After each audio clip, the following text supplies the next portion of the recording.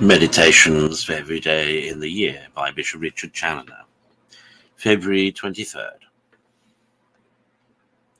On the Blessed Eucharist as a Sacrifice of Thanksgiving.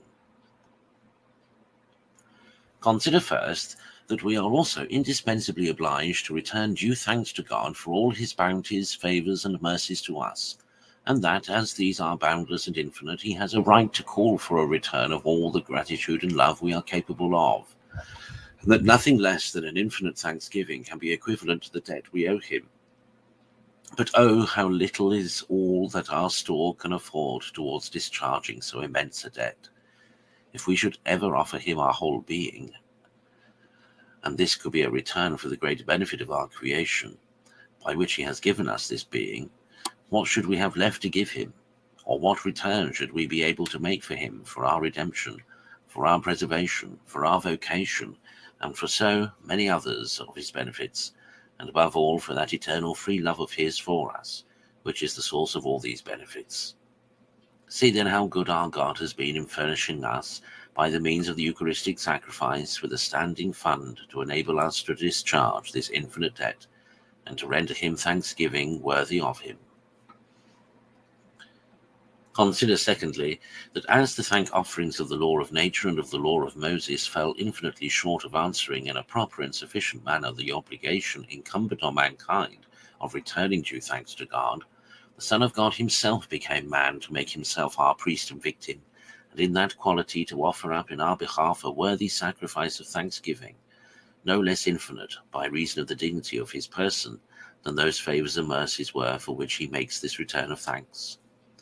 This sacrifice of thanksgiving he offered once upon the cross, and offers daily in the Eucharist upon 1,000,000 of altars throughout the world, and in this offering he expects that his whole family of heaven and earth should join with him, that with him and through him they may make a daily return of worthy thanks for all God's blessings bestowed upon both him and them. See, my soul, thou be never wanting in this duty. Consider, thirdly, what this thanksgiving is that we are to offer up daily to God in the sacrifice of the Blessed Eucharist, a sacrifice which takes its very name from thanksgiving. 1. We are to return thanks to God for his own great glory manifested in all his works. 2.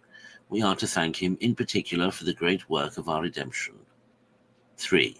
We are to offer up to him this sacrifice in thanksgiving for the incarnation and birth of his Son, and for all the blessings bestowed upon him according to his human nature, for his doctrine and miracles, for his passion and death, for his resurrection and ascension, and for all that power which is given him in heaven and earth. 4. We are likewise to offer up sacrifice in thanksgiving for ourselves, and for the whole Church, triumphant, militant, and patient, and for all that mercy, grace, and salvation which has at any time been derived by man from the sovereign source of all good through Jesus Christ. See, Christians, how much we all in general have to thank God for, besides the special favours for which each one in particular stands indebted to the divine bounty. But infinite thanks be to his infinite goodness, who has provided for us this sacrifice of infinite value, in which we may daily present ourselves before him in the company of Jesus Christ, his Son, and make him a suitable and acceptable offering through him for his favours. Conclude to unite daily thy intentions with those with which Jesus Christ daily offers this sacrifice upon all the altars throughout his Church. The thanksgiving offered by him, and nothing less, will be equal to thy debt.